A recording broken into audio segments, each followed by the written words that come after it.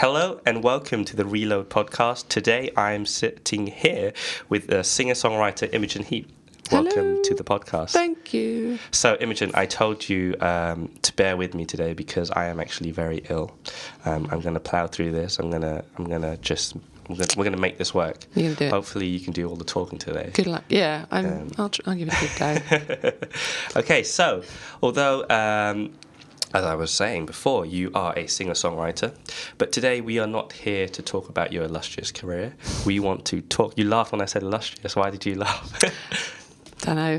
I don't really feel like. Well, a good example is just I recently did the the One Love Manchester concert, and I do have lots of really incredible fans, but I can get on the tube like I just did today and just be totally normal and nobody kind of.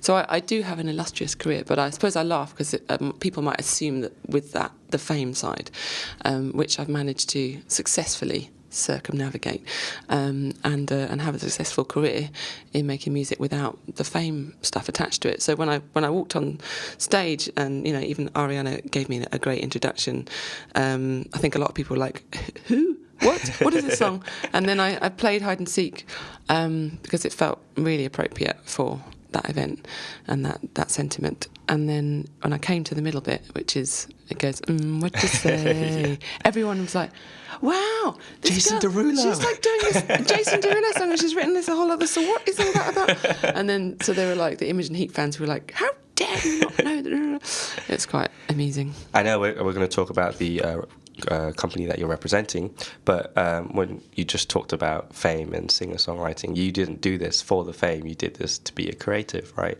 Yeah. Yeah. So I guess you're winning right now. Yeah, absolutely. This is also the reason why I'm part of the FAC is because it's an organisation that's run by artists, led by artists, for artists, to help educate and kind of bring together a community of what we call featured artists. So these are the people who sign the deals. They're the names on the covers, whether you're in a band or you're a solo artist, kind of representing our angle, our voice, our collective voice, because it's often hard to shout above the noise as a singular artist. And so we have our team and our resources together to help educate ourselves, educate the board, and our members in what's going on in copyright, for instance, in the EU, or what kinds of changes can we help? How can we maybe change an amendment in policy for the benefit of artists?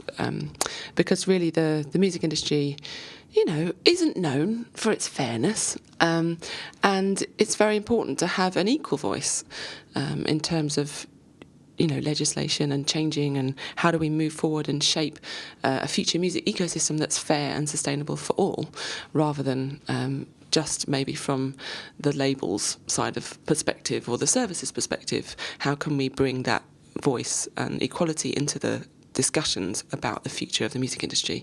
So we are the artists in the UK, the collective, who do that. And Lovely. So, yeah. So you talked about FAC, which stands for the Featured Artists Coalition, and you have a board which consists of like the who's who of successful singer-songwriters. You have, let's see, you got yourself on there, you got Annie Lennox on there, you got Ed O'Brien from Radiohead, Jeremy Pritchard from Everything, Kate Nash, and there's a whole load of other artists on there on the board. How did you all get together and create this organisation? Well, I've only come in recently. It's been it's about a 7-year organisation, and really it comes from, we have a kind of older brother, nice brother organisation called the Music Managers Forum. The MMF, right? The MMF. Yes. And really it was, they were fighting the corner for 20 years for artists, but really there's no better person most of the time to fight the corner than the artists themselves. You hear it from the horse's mouth. Also, there's an organisation called the Musicians Union who are brilliant, but predominantly they are members who are performers rather than featured performers, and so not often dealing with the issues of those signing the record deals. So that's why Featured Artists Coalition came about 7 years ago, to kind of fill that gap and speak specifically on behalf of the people who's signing the deals, because there's many different issues, and it works really well because now there's the Music Creatives Council, and we are a collective of the Music Managers Forum, the FAC, Featured Artists Coalition, the Musicians Union, BASCA, British Association of Songwriters, Composers and Authors, and the Music Producers Association, MPA. And all together we represent the kind of creative bulk of the music industry in the UK. And we go with a collective voice to, if need be, to challenge more the kind of commercial end of the music industry. It could be something like an issue of transparency. So currently, the UK Music, which is the kind of collective board of heads of all of the UK societies and heads of publishers and collection societies and labels, and all these people get together, and often I am the only artist in the room. So there's 40 people around a table discussing the future of British music industry, and often, there's one or two artists in the room, and it's really important to have us there. So yeah, we're funded by patrons. We are a non-profit. We're a non-profit organisation, and we do what we can. And now we've just recently hired another full-time CEO. Yes, I was just going to go into that, because you were the interim CEO for about 6 months. Yeah. So what does that entail? It's been a real learning curve for me. So we had a previous CEO who's a great guy called Paul Pacifico, and he's now just become head of AIM, the Association of Independent Music. And that's great, because we've got a really good relationship with them too, and we always have, but now we've got an even better one. And so there was this sudden what are we going to do for a CEO? And Paul comes from a banking background. He's also a musician, but comes predominantly from a banking background. So he's really, really good, at those tough conversations. But I think what we feel we were missing was the kind of artist in the room. And so, more by hook or by crook, I came in because people around the board table were just like, Imogen, why don't you become our CEO for a bit? And I was like, oh my God. But actually I thought, you know what, I feel like it's a time in my life where I really am interested and I want to help try and move things forward. And really it's all for me. It's about just a bringing together, a coming together of minds.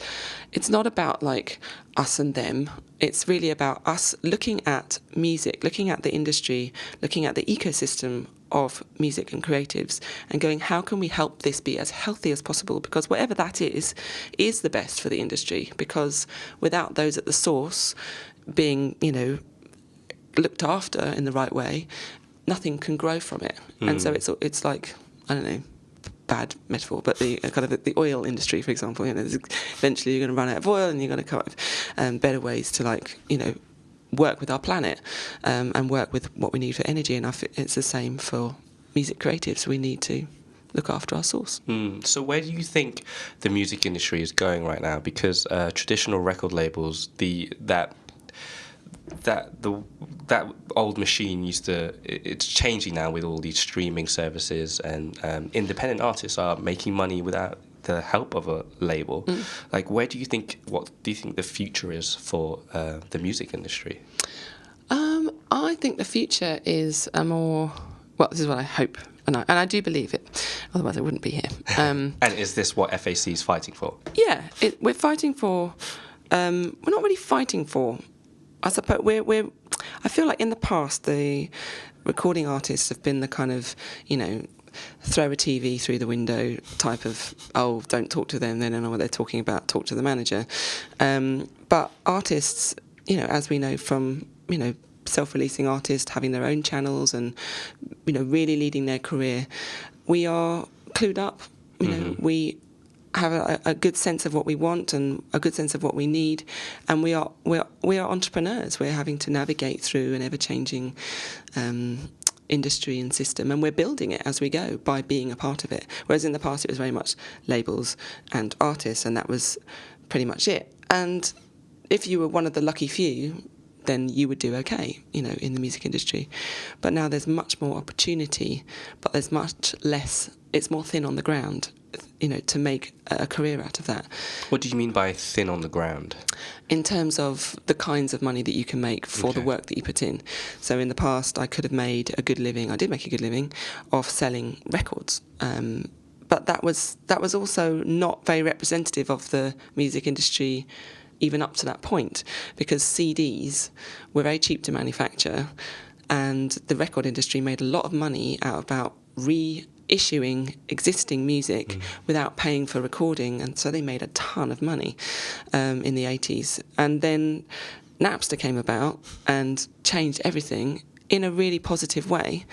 From my perspective, yes, it did shift millions of people into sharing music for free, but what it also did was people being able to share music really easily, and ultimately that was the goal of Napster. How can we share music? How can we connect the things that we love to send to the people that we love, and we want them to know about this stuff? And so instead of the music industry at the time looking at that as a real opportunity for good change and going, oh, we should get in there with Napster and like monetize this and make it a good thing and make it viable for musicians, and look at data and look at metadata and how can we make a better system out of this. But because it was a very old world thinking and books and paper and accounting, they didn't know how to look at that, and so we're now years behind in terms of where we could be. And so when you go online and you see you see my name, or you might see a song that I've written, you won't see any of the other data connected to that, which could be the correct lyrics, it could be the musician's information, the producers, the label, the publisher, who to contact. So the association that people, or that we have with music, is this kind of a name and a title and nothing else really.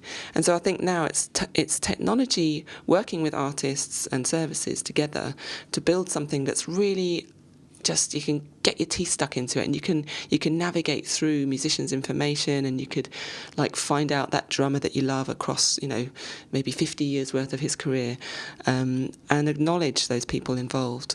And even though that's not all the recording artist, it's the recording artist has the name, and sometimes they're the producer and the engineer and the musician and singer too, but sometimes they're not, and they have a whole little ecosystem of their own, of all people that they work with, people that they write with, that aren't being acknowledged. And I think that the FAC's, one of its roles moving into the future is to help enable and empower artists to help all the people in their ecosystem be acknowledged, so that they can have more diverse and better careers of their own. Help us all come up together. And is that them remaining independent or still sticking with a label? Or I think it's not cut and dry like that anymore. Okay. There are some labels, who do really great deals where it's very flexible. You maybe only have one album deal, and you can both decide, what you want to do next, rather than them always having the decision. It might be that there's flexible rates, or they kind of, you have a really good conversation with them. Whereas the deals of the past are very rigid. They don't reflect our times now. So a lot of the artists of the past, legacy artists, have terrible deals. Like they can't monetize anything off digital. Wow. Because it wasn't in their in their original contract. But isn't that the artist's responsibility to be looking at that contract and be like, hey, something's weird here, I'm not going to be monetizing any digital stuff? Yeah, well, this is the thing. It's like, so for legacy artists, they've made their money in the past. They might not have the knowledge or inclination or set up right now, or money, or their connection with a lawyer to go, do you know what? I know that I could be getting money like this, because they don't know. They don't understand their contracts of the past and how it relates now, because basically people are kind of making it up, because like we're all kind of making it up. How do we navigate in this world? So from our perspective, what we want to try to do is look at these issues, look at packaging deductions in downloads. There's no packaging in downloads, but they're still in the deals. So how can we look at these things collectively and help empower artists of the past and of the now to get better deals, and also in terms of top down, like government going, you need to be giving a duty of care to your artist, and rather than treating them like a, oh, doesn't matter about them, we'll just move on to this new thing. Yes, they've got a shit deal or whatever, but so what? Anyway, what I'm trying to say is that there are good guys and there are bad guys, and mostly they're good guys. There are really great people who work in labels, and it's always about the people. You don't sign to a label because it's it makes lots of money. You sign to a label because you really like that person that you've signed and they really believe in you. That's why you sign. The problem might happen is if that person leaves. So, long story short, lots of people aren't signing record deals. They might be signing distribution deals, or they might be signing a development deal. Well, actually, they don't really happen so much anymore. Oh, is that not around? No, that's okay. You develop your own careers now at this stage, and they kind of go, they've reached 20 20,000 views on YouTube. Let me latch onto that. Let's look onto that. And that's okay, because there wasn't a mechanism before to reach that point. But now there are many different revenue streams that you can. Yeah, as which an I wanted artist to talk about. Because you said artists are entrepreneurs, and I've always said that with artists, they should see themselves as a business and should take the whole business side seriously. And with artists, in this day and age, they can, if they're clever enough, they can be making money from different sources. And can you elaborate, like, what sources and what revenues can they be making this money for themselves? Well, if I speak from my own experience, so currently my income comes predominantly from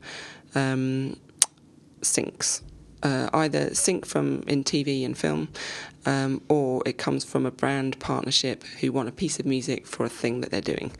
So there are, I manage that because I've got a history of people knowing that I can, write and produce a song in a couple of weeks about a thing, and so they give me money for that. That's because I've had 20 years of people, of a career leading to that point. But for those people who nobody knows who they are yet, but they could also do that, get in a studio, make a nice piece of music specifically for a brand or in kind of creative collaboration partnership type thing. There are organisations like one I heard the other day, it's a company called Secret Sessions, and so they have, I think it's 8,000 members now, could be wrong, of artists who go there, and they connect them with brand partnerships, and it could be like a couple of grand, for a smaller level thing, and they generally work with artists who don't yet have a label or aren't yet signed. That's the whole point. They kind of want to fill this gap. So yeah, there are people like that doing stuff to help you get onto the ladder. Nice. I want to bring it back to FAC and how it helps educate the artists. I know that you guys put on workshops, which are pretty cool. You have workshops, the All About workshops and the Open Artist sessions. Can you talk about those workshops that you put on? Yeah. So the All About sessions are roughly once every 3 months, and there are an in-depth look at a particular part of the industry. So Katie Mellier, another board member, she did one on songwriting, and so she had William Orbit, she had, I can't remember who else she had, Don Black, I can't remember, lots of famous people, MNEK. You've done one yourself as well, right? Yeah. But I saw that MNEK one, I thought that was pretty cool. So that's and that was in partnership with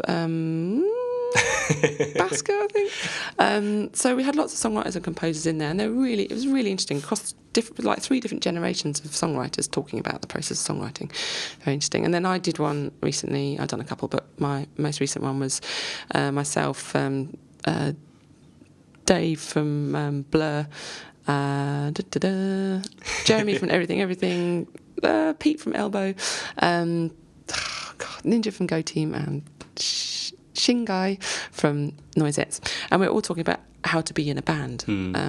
So this was at the Great Escape, wasn't it? And this was at the Great Escape. And another one I've done recently on sync, like in-depth discussion on how do you get into sync, how do you get brand partnerships, what's the process and what's it like and what's the money like and all that kind of stuff. So yeah, we pick our topics. So that's what the All About one is, and the Open Artist one is when you have an artist. I've done another one of those where I'll come in, and then there's like 20 or 30 FAC members, and they come in and they just basically ask me questions, and then I answer their questions, and that's it. And it's just that community of artist to artist sharing, really. And so we do roughly one a month, and therefore our members, and we have paying members and non-paying members. The paying members have access to things like, there's one coming up, which is us getting into a room, actually in the chapel at the House of St Barnabas. They're kind of hosting us, which is this great charity, where we talk about things that have happened to us that were really not that great. But we say it in the confines and under Chatham House rules. And there's 100 people in the room. And last one, I talked about my first, signing my first record deal, making my first record, and then it absolutely just going horribly wrong when I played it to the label, to the point where... Do you want to cough? Oh, no, I'm good, thank you. It went absolutely horribly wrong, to the point where I played my music to them, and I thought it was going really well because they were really quiet. And then at the end, they said nothing. They didn't even clap or anything. And it was like I'd been working on this for a year with Dave Stewart from the Eurythmics. And they just said, they looked over to Dave and they said, "We'll be in touch." Wow. And then walked out. And we had this whole nice spread of Thai food, and we had music, and we were going to have a big party. And it was really awkward. And I went into this kind of deep, dark place for 6 months. And I actually cried on stage. I mean, it was just a little platform, and there was 100 people around, and I didn't expect it, but it was such a nice release to share it. And then other people came up. Not everybody cried. Nobody else cried. But so I think, we'll do those ones also regularly. So that's a lot of the board members come up and they'll talk. I can see how valuable that would be for artists, especially upcoming artists, just to see and hear from people who've been there and done that. How many people attend these workshops? They're all different. So the All About ones can be a few hundred. Okay. But then the All About an artist is the kind of smaller, more intimate space. And then you've also got the confessional one, like that one, which confessional or whatever it's like, in 100, just 100 Confess people. to 100 people, pour out your soul. So I wanted to talk about advice. So if an artist came up to you and say, "Hey, I'm an aspiring artist, I want to make it get the success that you did," what should I not do? I wouldn't be thinking first about success. Okay. I would be thinking about, what do you want to do in terms creatively? How do you want to live your life, and what do you want your creative output or your to be? And so I've actually success has never been in my headlights. It's always been, how do I make this next album? How do I, manage to go on tour now? How do I want to do some kind of experiment with making music with gloves, or whatever it is. Which I saw, by the way. It's very fascinating. Oh, cool. Right? Okay. I want to know more about that. Oh. But we'll save for another that day. Yeah. So how do I do this next thing, and how do I keep building, and basically how do I keep creating? And so that is the question. And often the answer is, find your champions, find people who believe in what you do. That could be your mum, it could be your best friend, it could be somebody that you met on the bus who's a great video maker and can make you a nice video on YouTube, or it could be somebody who knows about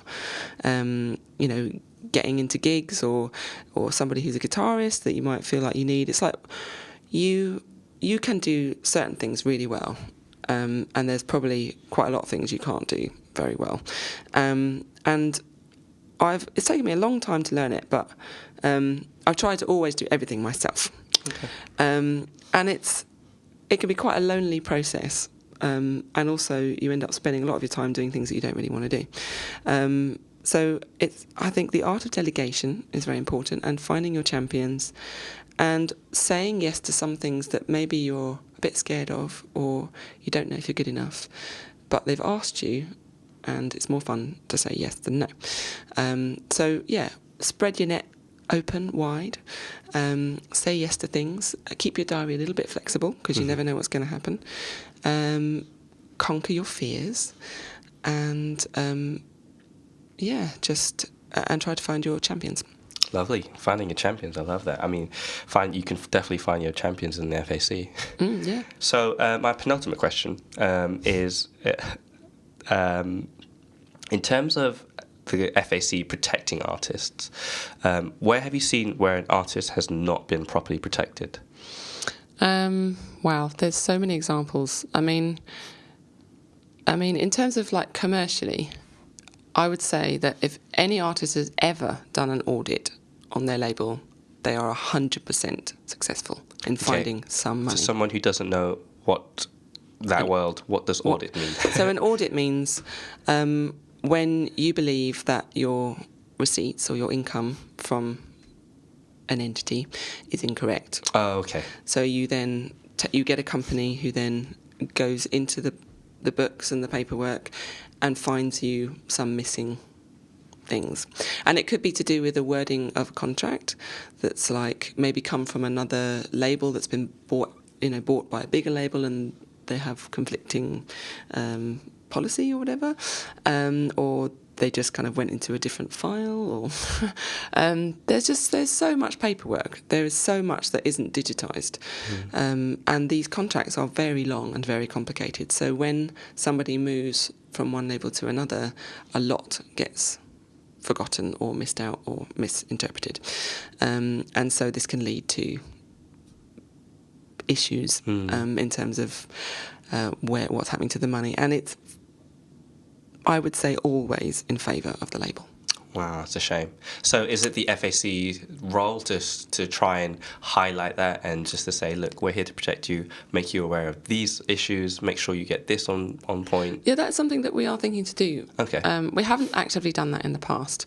We would talk about, these things, but we haven't actively come up with a kind of solution or recommendation, which we are thinking to do in terms of getting a certain group of artists signing or looking into their own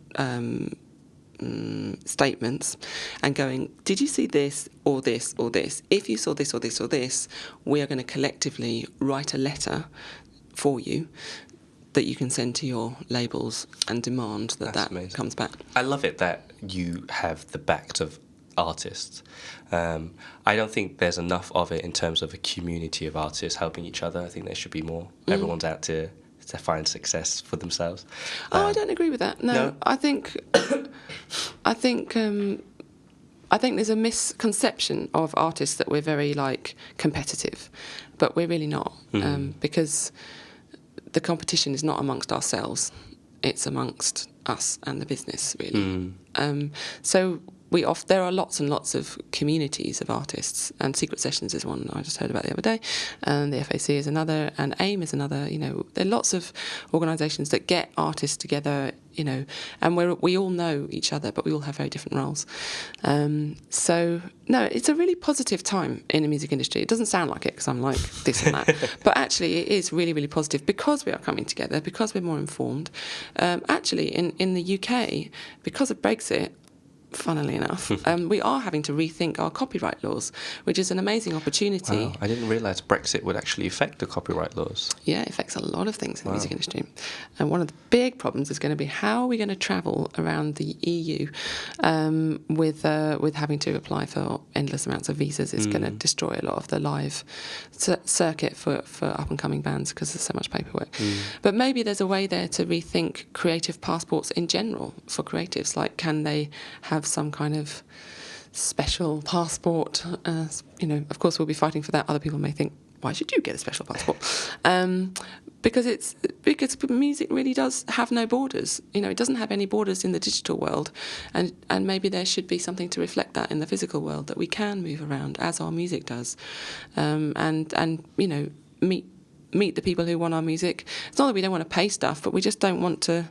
There's so much red tape. Yeah. And if you're a young artist and you don't have a manager or you don't have a lot of money, then it's really, really going to be very painful for you to go and do gigs in Europe, potentially. Yeah. So with FAC, if there are upcoming artists or just independent artists who want to be part of FAC, who want to come to these workshops and check you guys out, what do they have to do? How do they join you guys? They just go to thefac.org and they just sign up. They just click, basically become a member.